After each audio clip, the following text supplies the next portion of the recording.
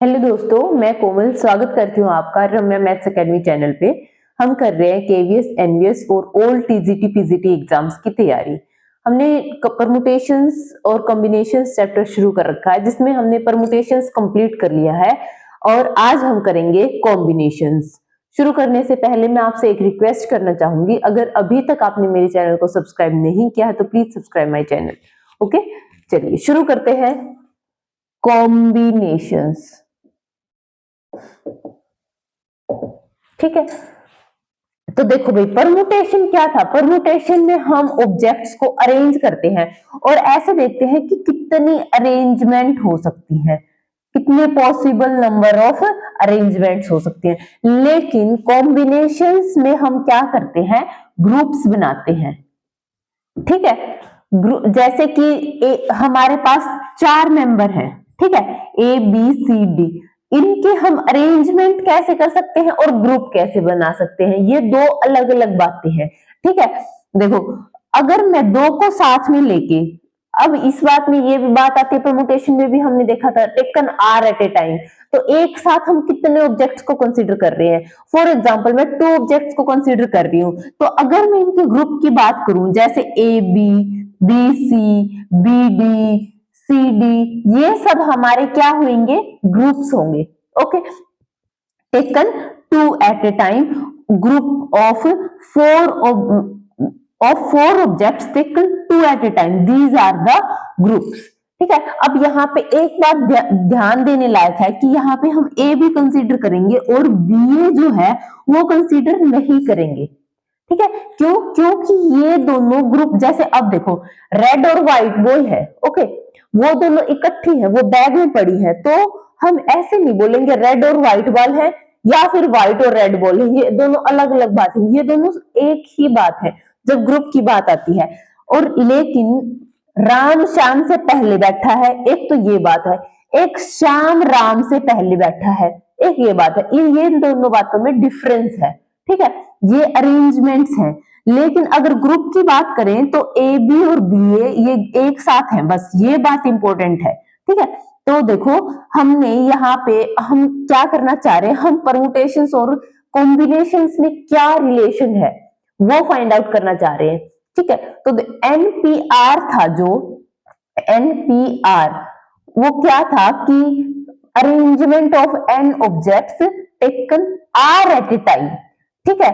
अब ये इसको हम लिखेंगे कॉम्बिनेशंस में, हम क्या यूज करते हैं? सी।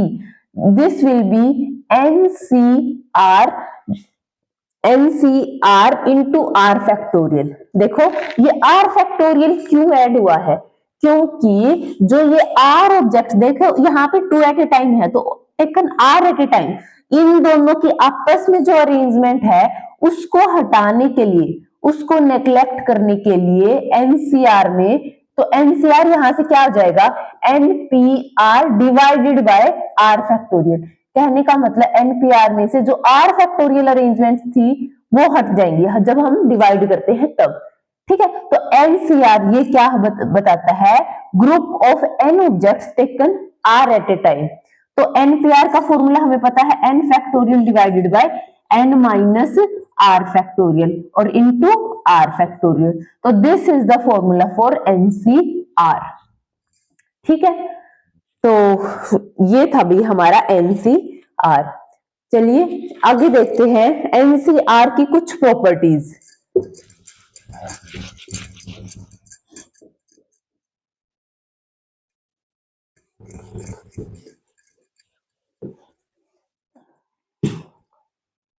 देखो भाई, एनसीआर जो होता है, nCr is equal to nC n minus r होता है, ठीक है। ये आप सोल्व करके भी देख सकते हो। कैसे? देखो, एनसीआर क्या होता है? N factorial divided by r factorial into n minus r factorial. और आरएचएस को जब सोल्व करेंगे तो ये क्या होगा? N factorial divided by n minus r factorial. और यहाँ पे क्या होता है? एन माइनस आर, ऊपर वाले माइनस नीचे वाला, तो this minus this will be n minus n minus minus plus r factorial. This is n factorial divided by n minus r factorial into r factorial. These both are equal. इसलिए अगर मैं NCR करूं या फिर NC जो ये N है this minus R करूं तो ये दोनों इक्वल होंगे। ठीक है, ठीक है। नेक्स्ट है NCA और NCB अगर इक्वल है तो क्या पॉसिबिलिटी है? देखो NCA और NCB ये दोनों इक्वल हैं, तो कब इक्वल हो सकते हैं? इसके बेस पे क्वेश्चन आता है भाई, इस प्रॉपर्टी के बेस पे क्वेश्चन बन सकता है क्या कि देखो चाहे तो A और B इक्वल हो, ये बात तो कॉमन है कि भाई NCA और NCB की वैल्यू अगर A ही हो जाएगी तो ये दोनों तो इक्वल होंगे ही। एक तो ये केस है A और B इक्वल होंगे तो ये इक्वल हो जाएंगे। दूसरा केस क्या है कि A plus B is equal to N, जब इन दोनों का सम N होगा तो भी NCA और NCB इक्वल होंगे। ये बात तो वही है पहले वाली, B की वैल्यू फिर यहां से क्या आ जाएगी N माइनस A, बात तो वही है, लेकिन उसी बात को दूसरे तरीके से बोला गया है कि अगर दो NCA और दो कॉम्बिनेशन ले रहे NCA और NCB वो दोनों इक्वल है तो एक तो पॉसिबिलिटी है A is equal to B और एक है A plus B is equal to N। ठीक है, ठीक है। NC0 भी निकाल सकते हैं, तो ये प्रॉपर्टी आ गई ना समझ। इसके बेस पे हम क्वेश्चंस भी करेंगे। देखो अगली बात है कि NC0 क्या होता है? This is N factorial divided bye 0 factorial into N minus 0 factorial.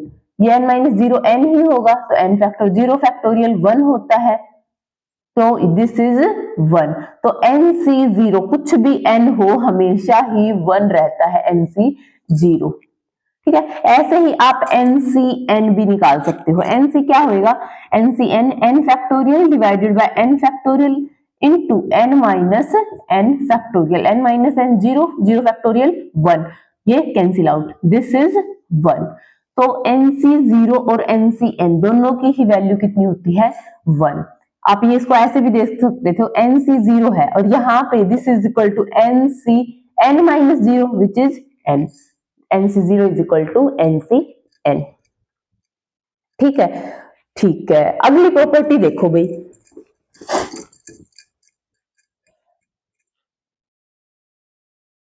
देखो क्या कह रहा है कि NCR plus NCR minus 1 is equal to N plus 1CR, ये दोनों इक्वल होंगे। आप इस चाहो तो इसको सोल्व करके भी वेरीफाई कर सकते हो, क्या हो जाएगा N factorial divided by R factorial N minus R factorial. यहाँ पे N factorial divided by R minus 1 factorial और ये क्या हो जाएगा N minus R minus minus plus 1 factorial.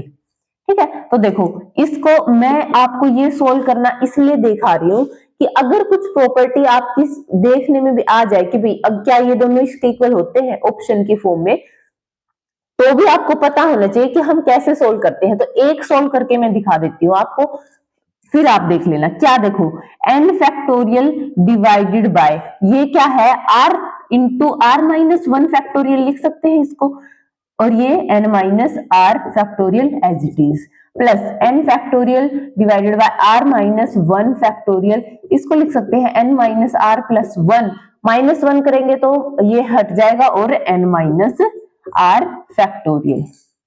ठीक है, तो देखो अब जो कुछ कॉमन आ रहा है वो कॉमन ले लो।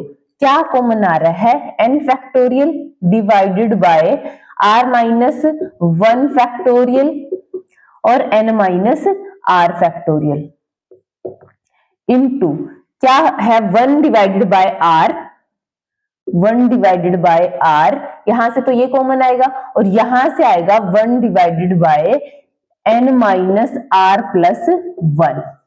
ठीक है, इसको सोल्व करो, इसको सोल्व करोगे तो क्या हो जाएगा अब R minus R plus R, तो N plus 1 divided by R into N minus R plus 1। तो इसको अगर हम सोल्व करें तो क्या आ रहा है हमारे पास? देखो भाई, दिस इज इक्वल टू, इसके मल्टीप्लाई में ये चल रहा है, this is n factorial divided by r minus 1 factorial n minus r factorial into n plus 1 divided by r into n minus r plus 1। ठीक है, तो देखो ये n factorial into n plus 1 को n प्लस 1 फैक्टोरियल लिख सकती हूं मैं, divided by r into r minus 1 factorial को r फैक्टोरियल लिख सकते हैं। ठीक है, और ये है n minus r plus 1 into एक माइनस कर दिया तो ये आ गया, तो basically this is n minus r plus 1 factorial. Okay, इसको हम n प्लस 1 माइनस r भी लिख सकते हैं, तो बेसिकली ये n प्लस 1 सी आर का फॉर्मूला बन गया, n plus 1 C r, n plus 1 factorial divided by r factorial और इन दोनों का difference n plus 1 minus r factorial. Okay, तो ये था भी, ये प्रूफ आपको याद करने की जरूरत नहीं है, लेकिन प्रोसीजर पता होना चाहिए। क्या प्रोसीजर है कि अगर जो सी वाई दे रखे हैं कॉम्बिनेशंस, वो हम सोल्व करके लिख लेंगे, उसके बाद जो भी कॉमन आ रहा है हमें फैक्टोरियल बना के बाहर निकालने होते हैं, कॉमन निकालना होता है, फिर जो बच जाता है उसका ऐड या सब्ट्रैक्ट जो भी है वो करेंगे और फिर से हमें कॉम्बिनेशंस की फॉर्म में लेके आना होता है। ठीक है, ये है भाई हमारा प्रोसीजर। ओके, तो ये फॉर्मूला अभी हमने देखा कि NCR plus NCR minus 1 is equal to, ये क्या हो जाएगा, n प्लस 1 CR। ठीक है, ठीक है, अगला देखते हैं।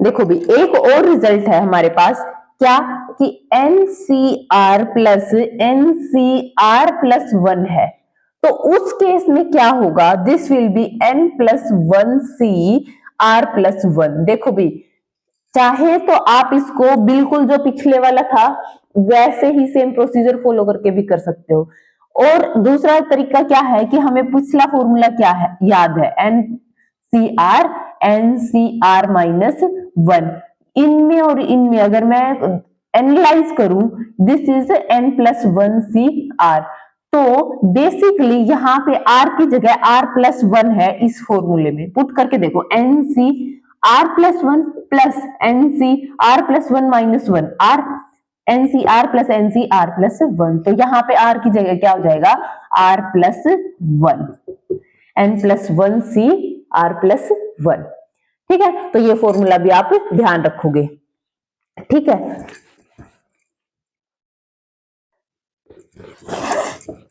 एक और रिजल्ट है भाई, ये भी देख लो,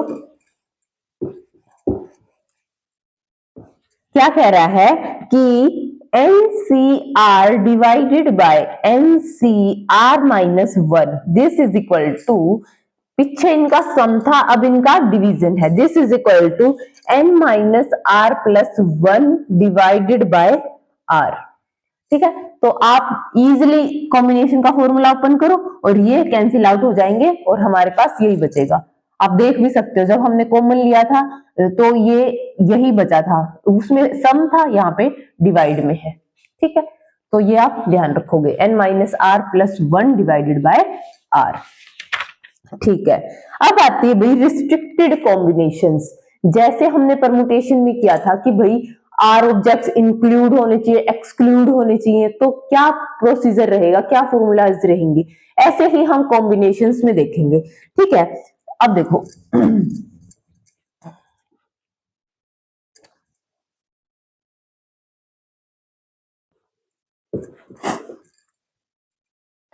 अब हमें करना है कॉम्बिनेशन ऑफ n थिंग्स।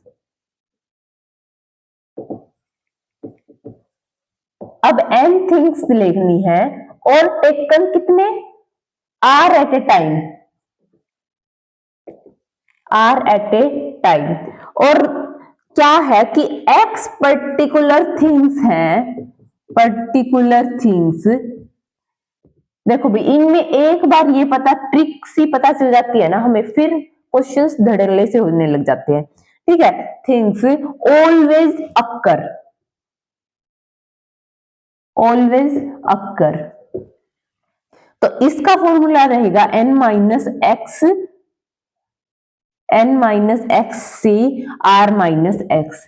ये फॉर्मूला आपको रटना नहीं है, कैसे आया ये देखना है। कैसे आया देखो, अब n थिंग्स है, r लेनी है हमें, ठीक है। r एक टाइम पे r लेनी है, तो मतलब r का कॉम्बिनेशन बनाना है, r थिंग्स का कॉम्बिनेशन बनाना है। और x पर्टिकुलर जो थिंग्स है वो तो पक्का ही हमेशा इंक्लूड होंगी, तो उनका तो कुछ करने की जरूरत ही नहीं है। इसका मतलब n में से वो x थिंग्स तो मैं हटा दूं, और ये r में से भी वो x थिंग्स हटा दूं, और सिर्फ उनका कॉम्बिनेशन ले लूं, तो वो क्या होगा, n minus x C r minus x. क्योंकि जो x है वो तो ऑलवेज इंक्लूड रहनी है, तो उसका तो कुछ करना ही नहीं है, ठीक है। तो this is n minus x C r minus x, ठीक है। अब है x particular things never occur. ये क्या है, नेवर अक्कर। इसका क्या फॉर्मूला रहेगा, n minus x C r. ये भी देखो भाई, ये भी आप इजीली देख सकते हो, क्या कि जो x थिंग्स है इस n में से जो x है ना वो तो पक्का होंगी ही नहीं। अब n x तो होंगी नहीं, तो बच गई कितनी, n माइनस एक्स। इनमें से ही हमें r लेनी है, तो n minus x C r, ठीक है। तो ये था भी हमारा फॉर्मूला। चलो अब करते हैं हमारे क्वेश्चंस। ये बेसिकली हमने अभी थ्योरी की है सिर्फ, अब करते हैं क्वेश्चंस।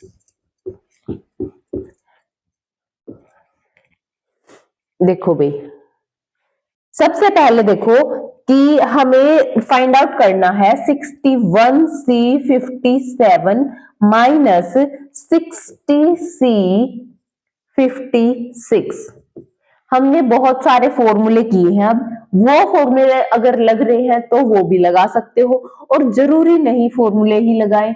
यहाँ पे आपको दिख रहा है 61 फैक्टोरियल डिवाइडेड बाय 57 फैक्टोरियल, और माइनस करेंगे तो कितना हो जाएगा, 4 फैक्टोरियल, माइनस 60 फैक्टोरियल, 56 फैक्टोरियल, और माइनस करेंगे तो 4 फैक्टोरियल, ठीक है। यहाँ पे कॉमन ले लो, 61 इंटू 60 फैक्टोरियल हो जाएगा, ये 60 फैक्टोरियल डिवाइडेड बाय ये क्या है 57 इंटू 56 फैक्टोरियल। इसको हम ऐसे लिख सकते हैं। तो यहां से क्या कॉमन आ रहा है, 60 factorial into 56 factorial into 4 factorial. This is 61 divided by 57 minus यहाँ पे पूरा कॉमन ही आ चुका है, ठीक है। तो इसको सोल्व कर लो, ये कितने 57 में से ये गए तो 4 डिवाइडेड बाय 57, 4 इंटू 4 फैक्टोरियल, तो बेसिकली ये 3 फैक्टोरियल बच जाएगा यहाँ पे। तो ये क्या है 57 इंटू 56 फैक्टोरियल, तो 60 factorial into 57 factorial into 3 factorial, ठीक है। ये क्या है, ये तो 60C3 है, 60C3, या आप इसको 60C57 भी बोल सकते हो। ऑप्शन में कुछ भी होगा वही आप लगा दोगे, क्यों, क्योंकि इन दोनों की वैल्यू सेम आती है। 60 फैक्टोरियल डिवाइड बाय 3 फैक्टोरियल, और इन दोनों का डिफरेंस, यहाँ पे भी यही बात है, ठीक है। तो ये था भी हमारा क्वेश्चन, ठीक है। चलिए अगला क्वेश्चन देखते हैं क्या कह रहा है।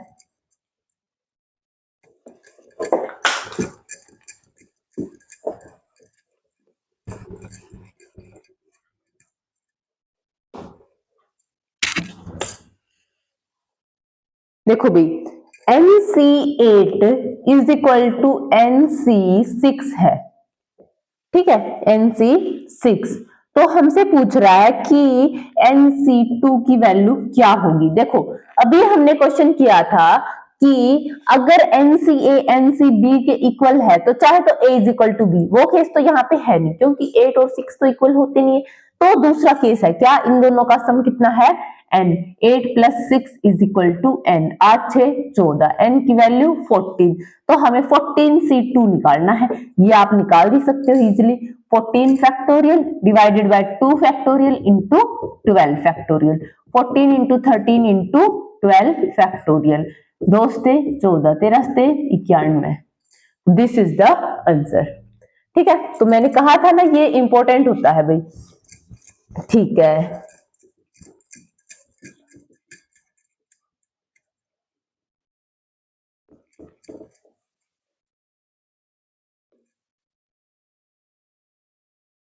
चलिए अगला क्वेश्चन करते हैं।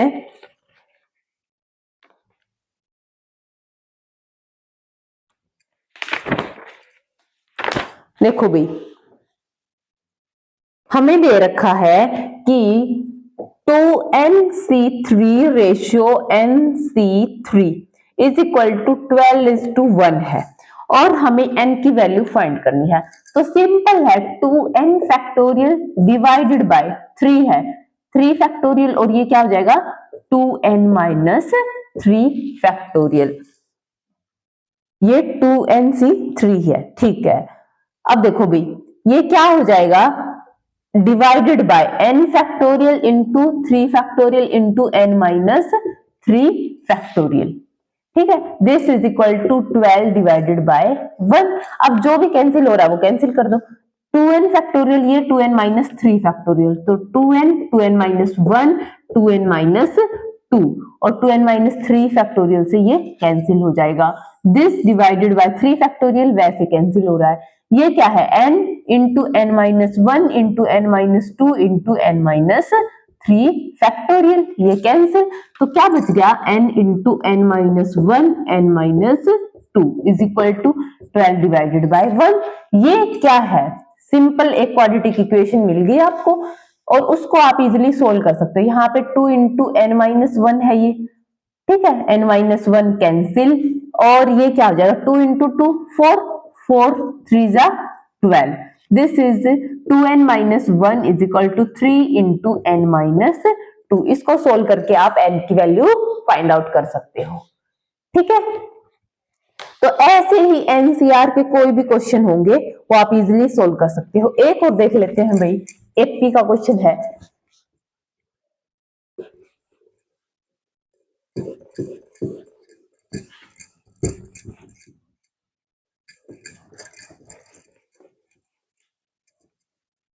देखो क्या कह रहा है कि एनसीआर कोमा, सॉरी इस आर ने 4 है, NC4 NC5 और NC6 ये सारे क्या है, एपी में है, दीज आर इन एपी।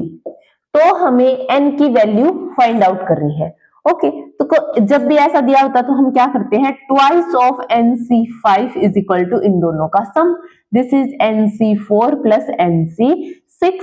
ये इक्वेशन बनानी है, बाकी तो आप कर ही सकते हो इजिली।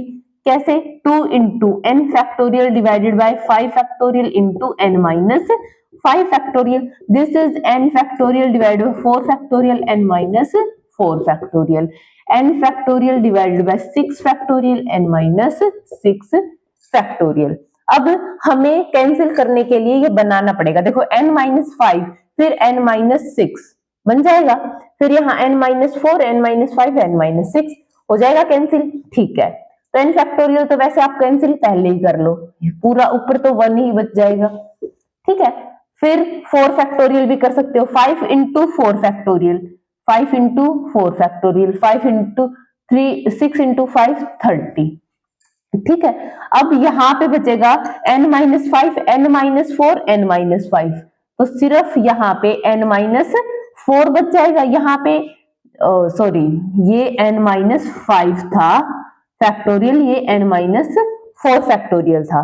तो देखो भाई इसको करेंगे तो क्या हो जाएगा, n minus 4 n minus 5 factorial, n minus 5 factorial, और n माइनस 6 फैक्टोरियल भी करना पड़ेगा आपको, क्योंकि n माइनस 6 फैक्टोरियल कॉमन आएगा, plus 1 divided bye 30 into n minus 6 factorial. This is 2 divided by 5 into n minus 5 into n minus 6 factorial.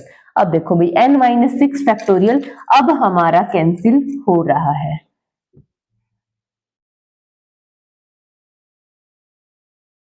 ठीक है, अब इसको आप सोल्व कर सकते हो इजीली।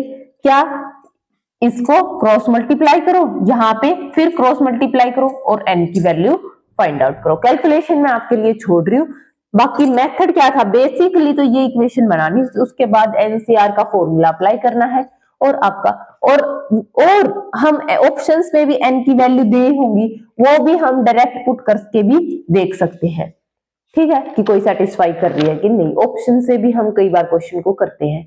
ओके, ठीक है, चलिए अब देखते हैं हम प्रैक्टिकल प्रॉब्लम्स में कॉम्बिनेशंस को कैसे अप्लाई करते हैं। ये तो एनसीआर को हमने अच्छे से डाइजेस्ट कर लिया है कि भाई क्या होता है, इसकी क्या प्रॉपर्टी होती है। अब एनसीआर का यूज देखेंगे हम। ओके, चलिए तो फर्स्ट प्रॉब्लम देखो भाई, from a class of 30 students, 30 students है, 3 are to be chosen, 3 choose करने हैं भाई for a competition, for a competition. In how many ways can they be chosen, बताओ कितने वे से चूज किए जा सकते हैं। 30 स्टूडेंट्स की क्लास में से 3 बच्चे सिलेक्ट करने हैं। अब हम हो गया ना ग्रुप, यहाँ पे हमें साफ दिख रहा है, अरेंज नहीं करना हमें बच्चों को, हमें ग्रुप बनाने हैं। तो 30C3, this is the answer. तो आप इसको सोल्व करोगे, आंसर निकाल लोगे। ओके, चलिए अगला क्वेश्चन देखते हैं।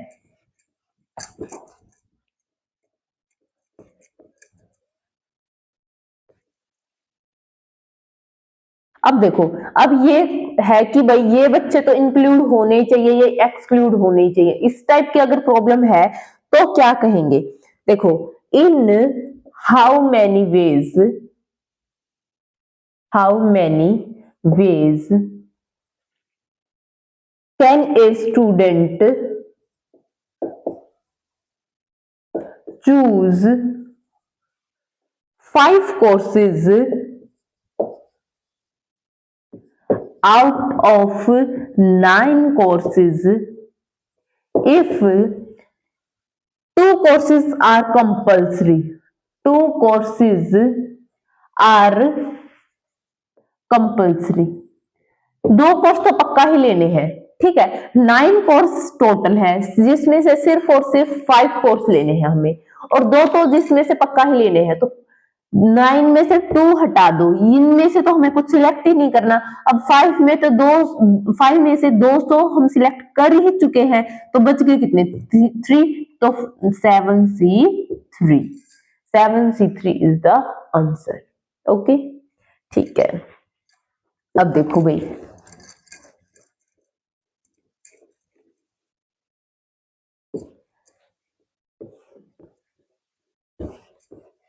देखो अगला क्वेश्चन करवाने से पहले मैं आपको एक छोटी सी ट्रिक बताना चाहती हूँ। देखो, जब भी ऐसा होता है कि चाहे तो ये हो सकता है या फिर ये हो सकता है, ठीक है, मतलब चाहे तो ये पॉसिबल है या फिर ये पॉसिबल है, तो जब भी ऐसा होगा तो हम इनको ऐड करेंगे। जो इसकी पॉसिबिलिटी आई दिस, प्लस इसकी पॉसिबिलिटी आई वो दिस। लेकिन अगर ऐसा हो, ये होगा और ये होगा और ये होगा, मतलब कि तीनों साइमल्टेनियसली हो रहे हैं, दिस, ये एक यहां से, एक यहां से, एक यहां से, तो उस केस में हम क्या करेंगे, मल्टीप्लाई करेंगे। ओके, इसकी पॉसिबिलिटी इंटू इसकी पॉसिबिलिटी इंटू इसकी पॉसिबिलिटी, एंड और वाली बात है, ये तो एंड है, एंड में हम करेंगे मल्टीप्लाई, दिस और दिस, उसमें हम करेंगे ऐड, ठीक है। ऐसे ही प्रोबेबिलिटी में होता है, ऐसे ही परमुटेशन कॉम्बिनेशन में होता है। तो अगला क्वेश्चन देखते हैं हम।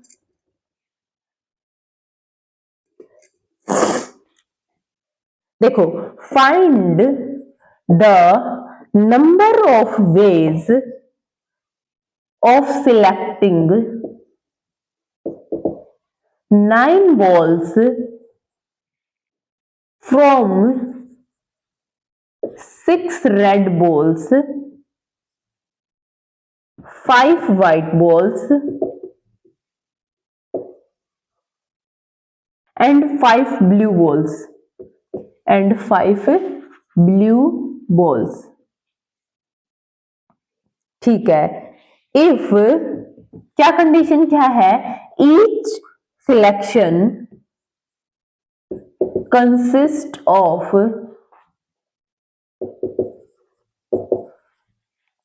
3 balls of each color।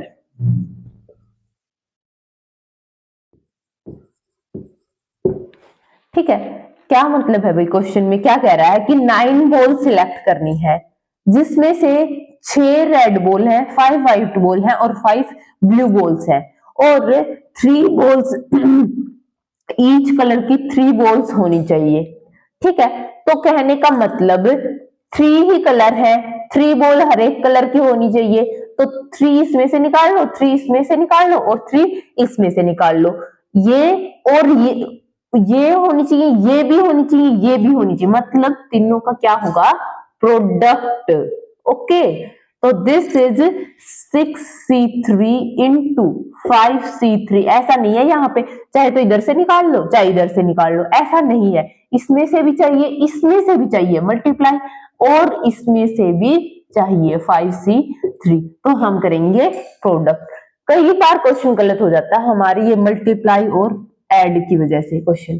ठीक है, तो ये था भी हमारा आंसर, जो भी आंसर आएगा आप उसको सोल्व करके लिख दोगे। ठीक है, कैलकुलेशन आप कर लेना।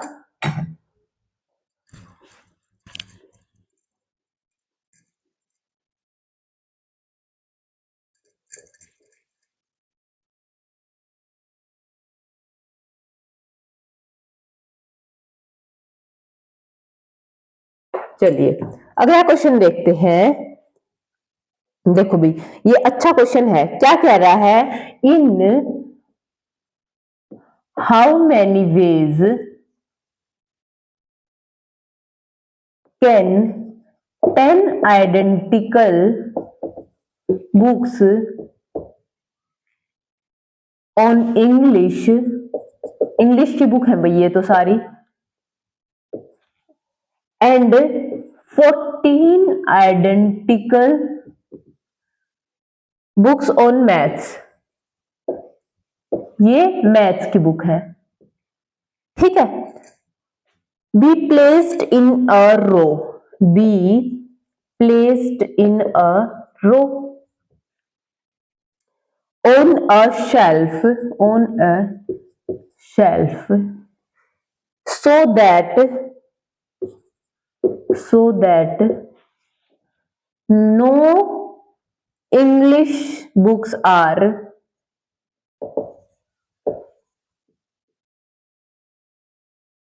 together।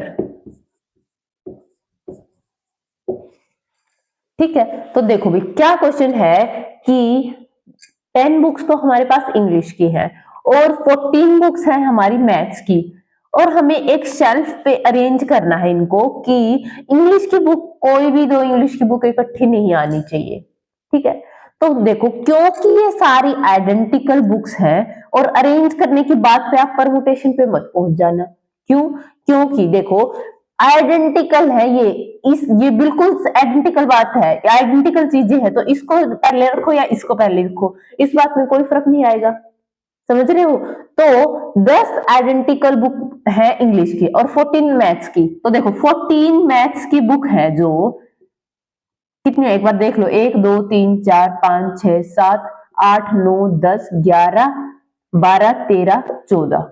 ठीक है, अब इनके बीच में हमने क्या रखनी है, मैथ्स की बुक सॉरी इंग्लिश की बुक रखनी है ना, क्यों, क्योंकि दो यहाँ पे इंग्लिश की बुक रख दी, वो तो दो आइडेंटिकल बुक होगी इंग्लिश की, वो इकट्ठी आ नहीं सकती, तो इनके पहली बात तो इनको अरेंज करने का सिर्फ एक तरीका है।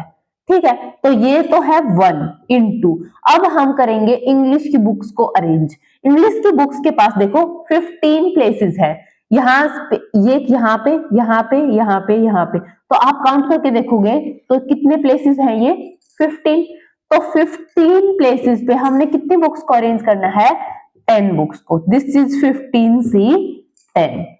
ओके, तो ये था भी हमारा आंसर 1 into 15c10। आज इसको सोल्व कर सकते हो आप, और जो होगा वो आपका आंसर होगा। देखो अगला देखो भाई,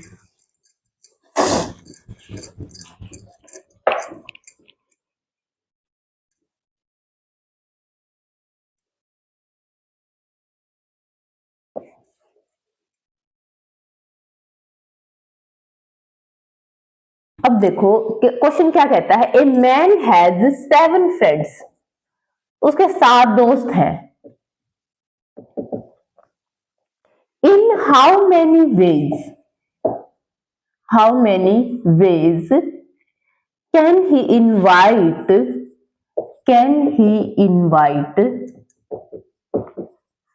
one or more of them to a party में इनवाइट करना, चाहे तो एक करो या फिर एक से ज्यादा करे। 7 उसके दोस्त हैं, तो देखो चाहे तो एक कर सकता है या फिर 2 को इनवाइट कर दे, मतलब इन दोनों में से किसी 2 को, तो उसके कॉम्बिनेशन बनाने पड़ेंगे, इन दोस्तों के कॉम्बिनेशन, या फिर 3 को इनवाइट कर दे फिर उनके कॉम्बिनेशन। हम क्या बोल रहे हैं बार बार, या फिर साइमल्टेनियसली नहीं हो रही है चीजें, चाहे तो ऐसा कर ले या फिर ऐसा कर ले, और की बात आ गई बीच में, तो क्या है 7C1 प्लस एक, तो ये पॉसिबिलिटी है, या फिर 2 दोस्तों को एक कॉम्बिनेशन बनाए उनमें से कर सकता है, या फिर 7C3 plus 7C4 plus 7C5 plus 7C6 plus 7C7। ठीक है, तो ये है भाई हमारा आंसर। इसको सोल्व करोगे आप तो जो आएगा वो हमारा आंसर होगा। समझ गए? ठीक है, अगला क्वेश्चन देखो।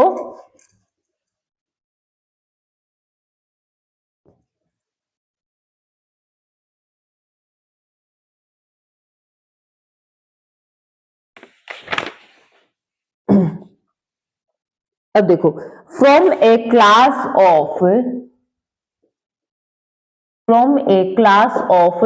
25 students 10 are to be chosen for an excursion party. There are 3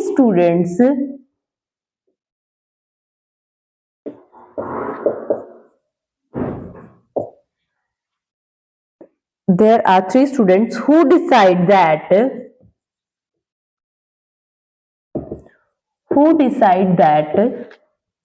either all of them will join।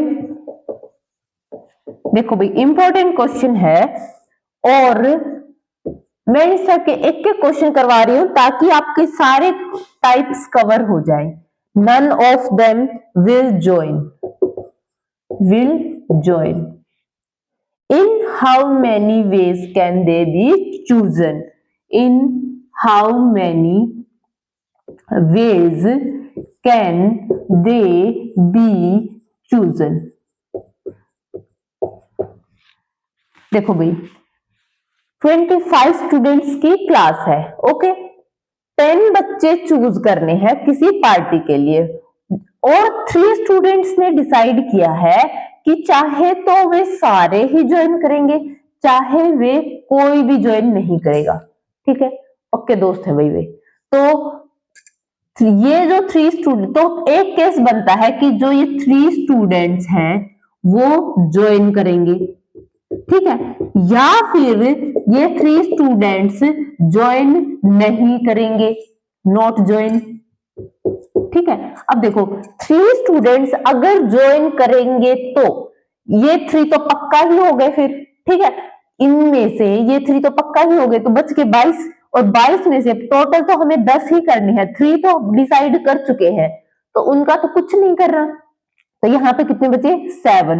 तो 22 के स्टूडेंट्स में से हमें कितने से सेट बनाने हैं 7 के, तो 22C7 प्लस करेंगे, चाहे तो ऐसा होगा या फिर ऐसा होगा, तो प्लस आएगी बात। 3 स्टूडेंट्स नॉट ज्वाइन, ये जो 3 बच्चे हैं वो ज्वाइन नहीं करेंगे, तो 22 में से 3 तो हटा दो, 25 में से 3 हटा दो, तो 22 बच्चे सिलेक्ट करने हैं, 22 बच्चों में से सिलेक्ट करने हैं कितने 10 बच्चे, तो 22C10। ठीक है, जो भी आंसर आएगा वो हमारा आंसर हो जाएगा। ठीक है, तो ये था भी हमारा क्वेश्चन। इस ऐसे देखते हैं हम कि ये ज्वाइन करेंगे या नहीं करेंगे। इस टाइप से कुछ भी वो हो सकता है कि भाई ऐसा तो होना ही चाहिए, तो वो चीज तो हमें कंसीडर करने की जरूरत नहीं है, मतलब उसके कॉम्बिनेशंस बनाने की जरूरत नहीं है। फिर जो बच गए उनके कॉम्बिनेशंस बनाएंगे हम। ठीक है, ठीक है, एक हम कार्ड्स वाला क्वेश्चन कर लेते हैं भाई, उसमें आपको सारा पता चल जाएगा कि कार्ड्स में कैसे क्या होता है। कार्ड्स वाला क्वेश्चन प्रोबेबिलिटी में भी काफी इंपॉर्टेंट होता है और यहां पे भी।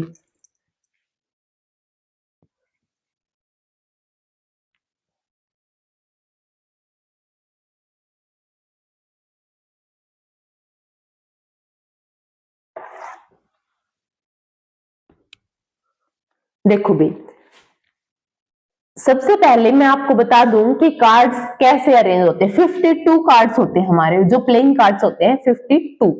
उसमें रेड 26 रेड कार्ड्स होते हैं और 26 ब्लैक कार्ड्स होते हैं।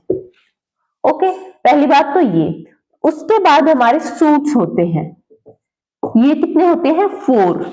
4 सूट्स होते हैं 13 कार्ड्स के। हर एक कार्ड सूट में कितने कार्ड्स होते हैं? 13 हार्ट डायमंड 13 13 13 13 चौके 52। हार्ट डायमंड स्पेड और क्लब, ये 13 हार्ट के, 13 डायमंड के, 13 स्पेड के और 13 क्लब के। और क्या होता है भाई, एक आता है फेस कार्ड की बात। तो कितने फेस कार्ड्स होते हैं? जैक, किंग और क्वीन, ये हर एक इनके कितने 4 कार्ड्स होते हैं। तो ये सारे क्या होते हैं? Face cards. तो 4 दिए 12 फेस कार्ड्स होते हैं हमारे पास। ठीक है, जैक, किंग और क्वीन। और एक एस कार्ड होता है, 4 एस कार्ड्स होते हैं, ACE। ठीक है, और 2 3 4 5 6 7 8 9, ये नंबरिंग वाले सारे कितने 4 कार्ड्स होते हैं भाई। ठीक है, ये था पूरा हमारा प्लेइंग कार्ड्स में क्या क्या होता है। ठीक है, तो ध्यान रखोगे ये बात। ठीक है, अब इसके बेस पे एक क्वेश्चन कर लेते हैं।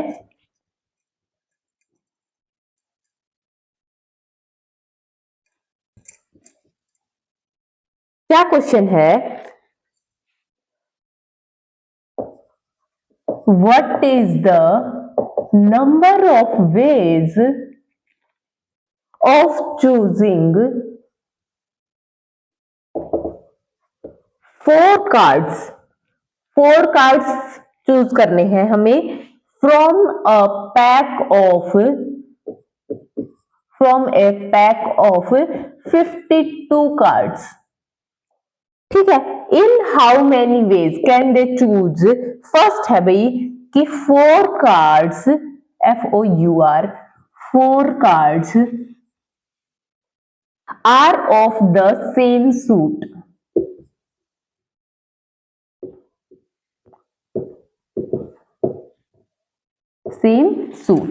तो देखो भाई, जो ये 4 कार्ड्स ही चूज करने हैं और ये क्या होने चाहिए? सेम सूट में से होने चाहिए। सूट कितने होते हैं हमारे पास? 4। तो क्या हो जाएगा फिर? ये 13C4, चाहे तो हर्ट में हो या फिर, तो प्लस की बात आ गई ना, या फिर डायमंड में या फिर स्पेड में या फिर क्लब में। ठीक है, तो या ऐसा हो या फिर ऐसा ऐसा, तो सबको ऐड कर देंगे। This is the answer. Okay, first हो गया। सेकंड देखो भाई,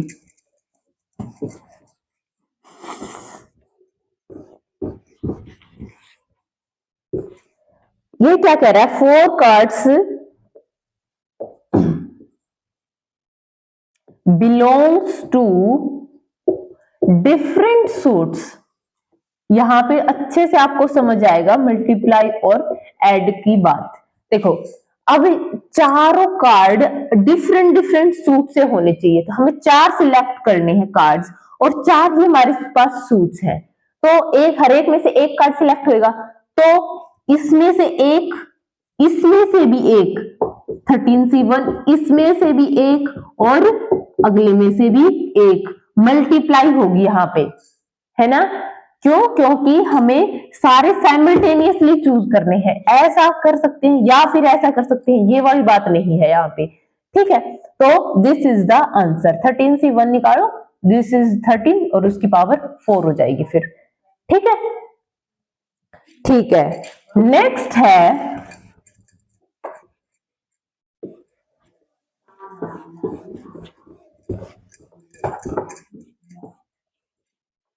अगला, देखो भाई, ऑल आर फेस कार्ड्स, सब क्या होने चाहिए? फेस कार्ड्स होने चाहिए, फेस कार्ड्स। अब हम अभी अभी हमने देखा फेस कार्ड्स कितने होते हैं? 12, और 12 में से हमें चूज कितने करने हैं? 4। This is 12C4, this is the answer, ठीक है। चलिए अगला क्या कह रहा है? 2 are red, 2 are red cards and 2 are black cards.